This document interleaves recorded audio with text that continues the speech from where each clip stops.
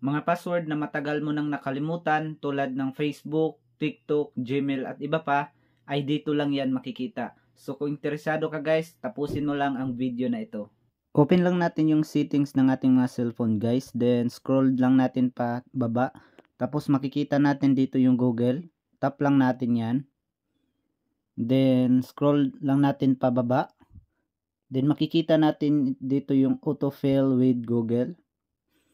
Then dito tayo sa Google Password Manager.